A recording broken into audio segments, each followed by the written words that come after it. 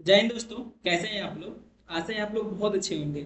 ठीक है, तो स्वागत है आपका जो है इंडियन पॉलिटी के इस क्लास में। ठीक है, ये क्लास लाइव नहीं होगी, ये ऑफलाइन क्लास है। ठीक है, लाइव क्लास आपको ज्वाइन करने हैं तो आप चैनल को सब्सक्राइब कर लीजिए और आपको जो है लाइव क्लास डेली डेली मिलती रहेगी। आपको मैराथन क्लास भी मिलती है और बाकी जो है क्लासेस भी मिलती है। क्लास शुरू करने से पहले थोड़ा सा मैं अपने बारे में बता दूं और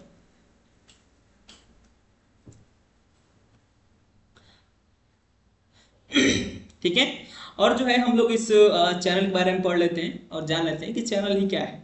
मतलब टोटल जो चैनल बना हुआ है आपके लिए, ताकि आप आखिर जो ये क्लास आप करेंगे तो क्यों करेंगे। ठीक है, कोई रीजन होना चाहिए ना।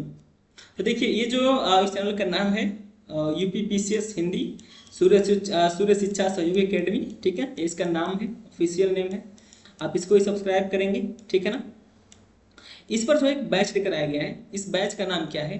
A to Z batch. ठीक है, A to Z बैच आपके पास मतलब देखिए A to Z बैच क्यों लाया गया है। देखिए, अगर आप कहीं भी कोचिंग करते हो किसी भी संस्थान से, जब तक आप जो है 1 लाख 1.5 लाख जहाँ पर फीस नहीं देंगे, ठीक है, तहाँ उसके पहले जो है आपको जीएस नहीं पढ़ाया जाएगा। जीएस पढ़ाने का मतलब कंप्लीट जीएस। ठीक है ना। अगर आप यूपीएससी की तैयारी करते हैं वो भी अच्छी कोचिंग में, ठीक है, अच्छी कोचिंग में करेंगे वो भी ऑफलाइन क्लास में जा करके, तब जा करके आपको जो है एक बेहतर कंटेंट आपको मिलेगा। ठीक है, और कंप्लीट कंटेंट, वो भी काफ़ी फीस देंगे तब। लेकिन अगर छोटा छोटा अगर जैसे कोचिंग है ना, वहाँ पर आपको ये सब सुविधाएं नहीं मिलेगी। ठीक है, वो सब अलग मैटर है, उससे हम लोग को कोई मतलब नहीं है। हम लोग का मेन मुद्दा ये है। ठीक है, तो देखिए मेन मुद्दा हम लोग का ये है, जो A to Z बैच है इसमें क्या किया जाएगा। तो आपको जो है जो जीएस का जो क्लास है, ठीक है, जीएस की जो क्लासेस हैं ये आपको पूरी की पूरी कंप्लीट कराई जाएगी। अब कंप्लीट का मतलब क्या है कि जीएस में जो है एंशियंट, अगर मान लीजिए हम लोग हिस्ट्री शुरू कर देते हैं, हिस्ट्री शुरू कर दे रहे हैं, तो ancient, medieval, art and culture, ठीक है, मॉडर्न हिस्ट्री, वर्ल्ड हिस्ट्री, चारों चीजें पढ़ाई जाएंगी। ठीक है, और उसके जो है एकदम आधुनिक भारत तक, जब तक हम लोग का देश आजाद नहीं होता है वहां तक। कहाँ से शुरू करेंगे हम लोग? तो पाषाण काल से।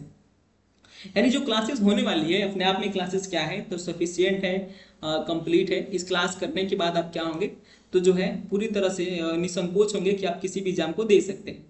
देखिए जीएस में क्या मिलेगी आपको, जीएस में आपको मिलेगा स्टैटिक जीएस। अब स्टैटिक जीएस में क्या मिलेगा? तो इसमें जो है हिस्ट्री हो गया, ज्योग्राफी हो गया, पॉलिटी हो गया आपका, हिस्ट्री ज्योग्राफी पॉलिटी, ठीक है, और इकोनॉमिक्स, सारी क्लासेस का जो है आपको कंप्लीट जो है जीएस क्लासेस मिलेगी। ठीक है, और इसी में जो है जीएस के अलावा आपको एनसीईआरटी बैच मिलेगा, और इसमें क्या मिलेगा, तो मैराथन क्लासेस आपको मिलती रहेगी। ठीक है, इसमें आपको previous year question, MCQ, NCERT MCQ, सारी चीज़ें आपको जो है थोड़ा सा इंतजार करेंगे तो सब कुछ आपको प्रोवाइड कराया जाएगा। और जितने लोग जो है, अगर आप कोई भी अगर इसमें से कोई भी अगर टॉपिक शुरू करना है, अगर 10 लड़के भी कमेंट कर देते हैं या 5 लड़के भी अगर कमेंट कर देते हैं कि हाँ डेली क्लास करेंगे इस सब्जेक्ट की, और इस अगर आपको कोई बुक भी पढ़नी है तो आप बताइएगा, वो क्लास आपके लिए कराई जाएगी बेहतर मूड में। ठीक है, तो चलते हैं हम लोग आज की क्लास में। थोड़ा सा बताना जरूरी है ना, क्योंकि भटकना सही नहीं है। ठीक है, भटकाव जो है वो कहीं भी कभी भी सही नहीं होता है। ठीक है, इसलिए जो बताना हमारा जो है कर्तव्य है, पालन करना आपकी मर्जी। ठीक है, अगर आप कहीं और से भी जीएस क्लास करते हो तो इस क्लास को आप रिवीजन के तौर पर भी आप कवर कर सकते हैं। ठीक है, तो हम लोग देख रहे थे जो है इंडियन पॉलिटी में अनुच्छेद को। तो अनुच्छेद आपको पता है कि हमारे मूल संविधान में जो है 395 अनुच्छेद हैं। ठीक है, और 22 भाग हैं। ठीक है, तो इन सारी चीज़ों को हम लोग जो है कंप्लीट करेंगे। तो हम लोग जो है भाग 15 तक कंप्लीट कर लिए थे और भाग 16 को देखना है। जो लास्ट वाला जो आर्टिकल आपको मिलेंगे, अब जो आर्टिकल मिलेंगे वो इतने इंपॉर्टेंस नहीं है जितने स्टार्टिंग के होते हैं। ठीक है, तो इसमें जो इंपॉर्टेंस जो आर्टिकल होंगे उसको हम लोग देख लेंगे, उसको पढ़ लेंगे। बाकी जो है जब करंट अफेयर में ये चीज़ें चलेंगी, वो जो है मैं आपको शॉर्ट वीडियो के माध्यम से आपको, या कहीं एक मैराथन क्लासेस बना करके आपको सारी चीज़ें वहाँ पर प्रोवाइड करा दी जाएंगी। ठीक है, तो चलिए हम लोग देखते हैं आज अनुच्छेद 330 को। इसमें क्या दिया है? अनुसूचित जाति एवं अनुसूचित जनजातियों के लिए लोकसभा एवं राज्य विधानसभा में सीटों का आवंटन। देखिए, हमारा समाज आपको पता है कि संघर्षों से जो है भिड़ा रहा है। हमेशा क्या रहा है हमारे समाज में, तो संघर्ष देखने को मिलता है। इतिहास में भी आप देखते हैं कि कैसे जो है जो निम्न वर्ग को जो है हिस्सेदारी मिल पाती है, कब? तो आधुनिक भारत में। तो जब आधुनिक भारत में जो हम लोग को हिस्सेदारी मिली, जब हमारा भारत देश आज़ाद हुआ, तो इस आज़ादी में सभी लोग भागीदार थे। कौन भागीदार थे? सभी लोग, किसान वर्ग हो गए, मजदूर वर्ग हो गए, सब लोग जो है क्या थे इसमें, तो शामिल थे। तो जब सब लोग शामिल थे तो सब लोगों का क्या होना चाहिए, प्रतिनिधित्व होना चाहिए। ठीक है, तो जब हमारा लोकतंत्र बन रहा था, हमारा क्या बन रहा था, लोकतंत्र बन रहा था, हमारा संविधान बन रहा था, और संविधान में मान लीजिए हम लोग का ये भारत है, समझिएगा। ठीक है, ये क्या है, हम लोगों का भारत है, और ये क्या है, दिल्ली है, यहाँ पर इस संसद है। तो ये जो संसद है, यहाँ पर क्या होगा कि एक ऐसा जगह बनाया जा रहा था जहाँ पर देश के विभिन्न क्षेत्रों से जो है क्या करेंगे, प्रतिनिधित्व आएंगे और यहाँ पर बैठेंगे और देश के सभी हिस्सों का निर्णय लेंगे। निर्णय लेंगे ना, तो निर्णय लेंगे, तो इसमें आपको पता है कि ये कौन है, लोकसभा में कौन बैठता है, तो एमपी बैठते हैं, यानी मेंबर ऑफ पार्लियामेंट। ठीक है, यानी भारत के जो है सांसद।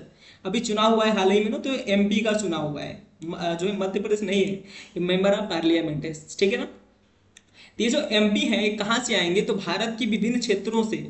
इसी को जो है क्या कहते हैं, आप सामंतवादी कह सकते हैं, विकेंद्रीकृत कह सकते हैं। जैसे मान लीजिए आपका उत्तर प्रदेश हो गया। ठीक है, उत्तर प्रदेश में जितने सारे जिले हैं, हर अपने जिले का स्थानीय क्षेत्र पर, तो अपने अपने क्षेत्र का क्या है यहाँ पर, तो एमपी देखने को मिलेंगे। यानी ये जो लोकसभा है, यानी जो लोकसभा की जो मतलब जो संसद है, ठीक है, तो संसद में कौन लोग बैठ रहे हैं, तो हमारे देश के विभिन्न लोग यहाँ पर आपको देखने को मिलेंगे। यानी यहाँ का बैठेंगे, यहाँ का बैठेंगे, यहाँ का बैठेंगे। तो क्या हो रहा था कि मतलब ऐसा न हो जाए कि इसमें केवल और केवल कौन लोग बैठे, तो उच्च वर्ग बैठे, क्योंकि हमारा देश कभी मतलब जो है काफी संघर्षों के बाद जो है आजाद हुआ। तो ऐसा होना था ना कि आपको पता है हमारा संविधान में कि जो है सबको हिस्सेदारी मिले, क्योंकि आजादी में तो सबने लड़ा था, तो सबको हिस्सेदारी चाहिए कि नहीं चाहिए, सबको आजादी चाहिए।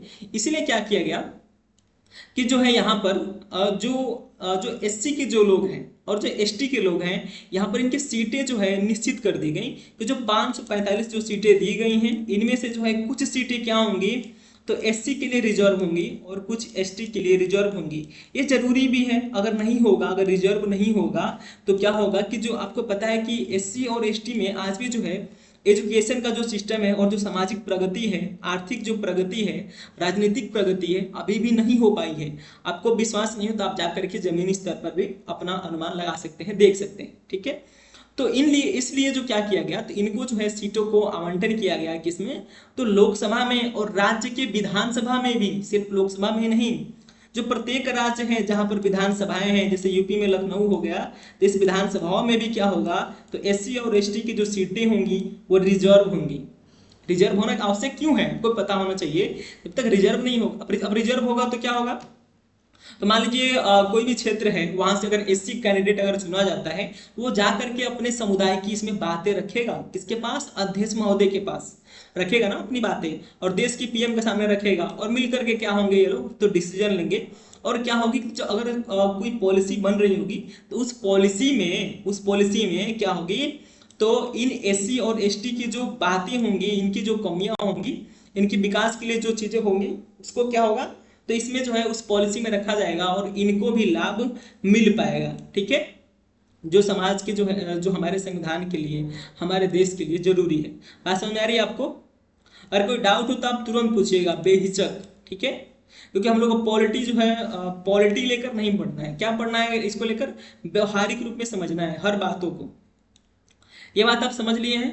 और हम लोग जो है, जब हम लोग अनुसूचित जातियां, जनजातियां जब हम लोग पढ़ेंगे, आयोग पढ़ेंगे, तो इसको भी बहुत अच्छे से पढ़ेंगे। आगे देखते हैं, अनुच्छेद 338 में क्या दिया है, राष्ट्रीय अनुसूचित जाति आयोग। क्या है, राष्ट्रीय एससी जो है, एससी आयोग मान सकते हैं आप लोग। ठीक है, क्या मान सकते हैं इसको, एससी आयोग। ठीक है, तो अब देखिए इसमें क्या दिया है, 338 में दिया है एससी आयोग दिया है, और 338 में एसटी यानी अनुसूचित जनजाति आयोग। अब ये क्यों है, आयोग क्यों बनाया गया है, अब आयोग इसलिए बनाया गया है कि अगर जो है कोई एससी समुदाय का जो व्यक्ति है, अगर इसको अगर न्याय नहीं मिल पा रहा है, तो वो इस आयोग के भी पास जा सकता है। और इस आयोग का भी क्या होता है, तो अपनी रिपोर्ट सौंपनी होती है किसको, केंद्र सरकार को। और सरकार क्या करेगी, तो अगर जो पॉलिसी बनाएगी तो इन लोगों के हितों का भी ध्यान रखेगी। यानी किस क्यों किया गया है इसको, तो जो है एससी और एसटी के हितों के लिए जो है ये सारी पॉलिसी लेकर आई गई है। आशा है आपको समझ में आ रही होंगी। ठीक है, आगे देख लेते हैं, अन्य पिछड़ा वर्ग। अन्य पिछड़ा वर्ग में कौन आ गया, जो है अन्य पिछड़ा वर्ग में कौन आ जाएगा आपका, तो शायद ईडब्ल्यूएस ना, ठीक है। तो इसमें जो है अन्य पिछड़ा आयोग जो मतलब जो अन्य पिछड़ा वर्ग है इसके लिए भी क्या किया गया है, तो एक आयोग बनाया गया है जो अपने जो है बातें क्या रखेगा वहां पर रखेगा, यानी इनसे जुड़ी जो पिछड़े वर्ग से जुड़ी क्या करेगी रिपोर्ट वहां पर संसद में प्रस्तुत करेगी या सरकार के पास। समझ में आ रहा है आपको?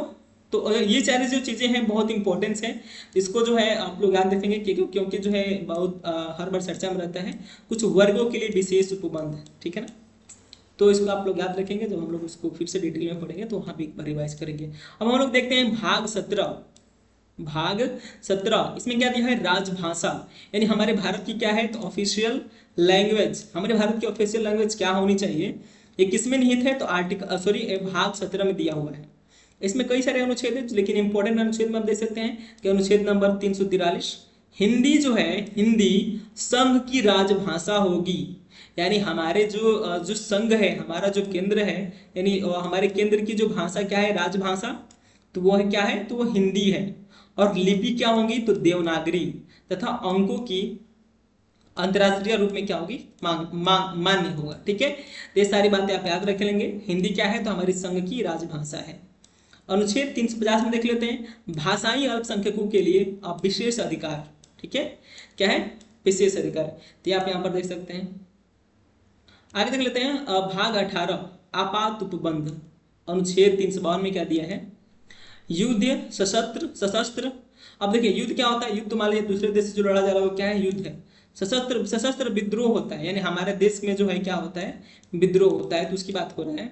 या बाहरी आक्रमण के आधार पर राष्ट्रीय आपातकाल, अगर युद्ध होता है हमारा देश का किसी देश अन्य देश से क्या हो रहा है युद्ध हो रहा है, इस मान लीजिए हमारा इंडिया है, ठीक है, इस मान लेते हैं क्या है हम लोग का इंडिया है, हमारे इंडिया में युद्ध हो रहा है तो हमारे देश में राष्ट्रीय आपातकाल लग सकता है, किसके अंतर्गत 352 के अंतर्गत। अगर हमारे देश में ही क्या हो रहा है कि हमारी सेनाएं विद्रोह कर दी, सशस्त्र विद्रोह हो गया, तो वहां पर क्या होगी तो राष्ट्रीय जो है आपातकाल लगेगा। अगर कोई अन्य देश हमारे देश पर आक्रमण कर दिया है, मान लीजिए किसी ने परमाणु बम फेंक दिया हमारे देश पर, तो क्या होगा तो राष्ट्रीय आपातकाल लगेगी, ठीक है, नेशनल इमरजेंसी से कहते हैं, ठीक है ना, ये बात याद रखेंगे। किसी राज्य का शासन संविधान के अनुरूप संचालित नहीं होने पर राष्ट्रपति शासन का प्रावधान। अब क्या होता है मतलब इसलिए बनाया गया है इसको हमारे संविधान में, क्यों रखा गया है समझिए। जैसे क्या होता है कि मान लीजिए कोई हमारा स्टेट है, जैसे मान लीजिए ये हम लोगों का भारत हो गया, समझ लीजिए भारत हो गया, और ये जो हमारे जो पूर्वोत्तर वाले जो राज्य हैं ये अदर कंट्री से रिलेटेड है, ठीक है, और यहाँ का जो जम्मू कश्मीर है वो क्या है अदर कंट्री से रिलेटेड है, ठीक है, किससे रिलेटेड है ये चाइना से, और ये यहाँ पर जो म्यांमार देखने को मिल सकता है, यहाँ पर नेपाल मिल सकता है, ठीक है, समझिएगा। मान लीजिए क्या होता है कि क्या होता है कि यहाँ का जो स्टेट है, ठीक है, यहाँ का स्टेट है, यहाँ पर क्या हो कि ये जो इसका जो मतलब जो शासन वाला है, यानी जो यहाँ पर जो सरकार है जिसकी, वो क्या करे तो जो है वो संविधान के अनुसार जो है शासन न करे। वो ऐसा कब करेगा, या तो वो जो है खुद जो है एक तरह से देशद्रोही होगा, वो पीड़ित होगा, या कोई दूसरा देश जो है इस पर दबाव बना रहा होगा हमारे ही राज्य पर। तो अगर ऐसी स्थिति हो जाती है और वो संविधान का अगर जो है उल्लंघन होने लगता है, तो जस्ट तुरंत ही क्या होगा वहां पर आपको देखने को मिलेगा कि राष्ट्रपति शासन लगेगा, यानी राष्ट्रपति का मतलब सीधा सीधा किसका शासन हो जाएगा तो केंद्र का, ठीक है, समझ रहे हैं। आगे देख लेते हैं 360 में क्या दिया है, तो जो है फाइनेंशियल जो है इमरजेंसी की बात यहाँ पर की गई है। भाग 19 में क्या दिया है, इसमें जो है मिसलेनियस दिया हुआ है, केंद्र का दायित्व कि वह प्रत्येक राज्य सरकार का इस संविधान के उपबंधों के अनुसार संचालन सुनिश्चित करें, इसको भी देख लीजिए आप लोग। भाग 20 में दिया है संविधान का संशोधन, भाग 20 में जो है एक अनुच्छेद है 368, ठीक है,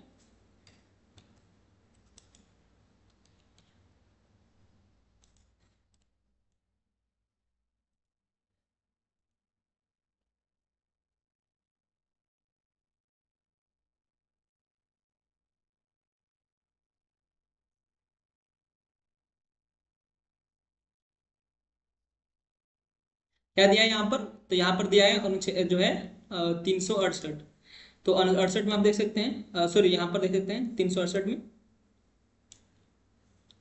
संविधान में दो प्रकार का संशोधन, विशेष बहुमत के साथ ही जो है आधे राज्य की अनुमति, संविधान संशोधन विधेयक केवल संसद में ही पेश किया जा सकता है, राज्य विधानसभा में नहीं। देखिए समझिए बात को, संविधान में क्या है कि दो प्रकार का जो है संशोधन दिया गया है, ठीक है। एक क्या है, तो विशेष बहुमत है, ठीक है। आपके पास क्या होनी चाहिए, किसी मुद्दे को लेकर के विशेष बहुमत होनी चाहिए। और ये क्या होना चाहिए, तो एक जो है विशेष बहुमत भी होना चाहिए, ठीक है। विशेष बहुमत मतलब समझ लीजिए क्या है कि जो है इसका मतलब हो गया यहाँ पर जो है 66%, ठीक है। कितना हो गया, 66% जो है यहाँ पर वोटिंग मिलना चाहिए, ठीक है। और एक हो गया विशेष बहुमत, यानी 66% भी चाहिए। और क्या चाहिए, आधे राज्य की अनुमति। क्या दिया है, आधे राज्य की अनुमति। साधारण बहुमत का मतलब होता है 50% प्लस एक वोट, 50% प्लस एक वोट होता है, याद रखेंगे सारी बातें। फिर हम लोग जहाँ पर पढ़ेंगे संवैधानिक जो परिवर्तन पढ़ेंगे वहाँ भी देख लेंगे, ठीक है ना। तो ये बातें यहाँ पर याद रखेंगे। और अनुच्छेद 21 में देख सकते हैं आप लोग क्या दिया है, तो यहाँ पर अस्थायी संक्रमणकालीन और विशेष उपबंध दिया है, यहाँ पर कुछ ज़्यादा इंपॉर्टेंस नहीं है। अनुच्छेद 22 में देख लेते हैं, लास्ट वाला अनुच्छेद 395। इसके द्वारा जो है भारत स्वतंत्रता अधिनियम 1947 तथा भारत शासन अधिनियम 1935 को क्या करता है, तो जो है आत्मार्पित करता है हमारे देश को, ठीक है। यानी हम लोग क्या करते हैं, तो भारतीय संविधान को जो यहाँ पर अपनाते हैं। लास्ट अनुच्छेद में यही दिया होगा, ठीक है। तो यह रहे आपके अनुच्छेद अनुच्छेद जो है आर्टिकल जो है 1 से लेकर के 395 तक जो है यहाँ पर कंप्लीट कर चुके हैं। अगर आपको कोई डाउट होता है किसी अनुच्छेद से लेकर के, तो हमें जो है कमेंट करके पूछ सकते हैं, ठीक है। बाकी कोई अगर आपके डाउट हो तो पूछते रहिएगा, ठीक है। हम लोग चलते हैं सीधे नेक्स्ट क्लास में। हम लोग कवर, इसके बाद आप लोग आइएगा, उसमें आपको देखने को मिलेगा क्या हम लोग पढ़ रहे थे, इकोनॉमिक्स, ठीक है। तो आज के लिए बस इतना ही। नेक्स्ट क्लास आप कर लीजिए और हम लोग स्टार्ट करेंगे इसका जो बेसिक जो प्रावधान दिया है ना इसका पॉलिटिक्स का, तो उसको हम लोग देखेंगे, ठीक है। कोई डाउट हो तो आप लोग बताइएगा।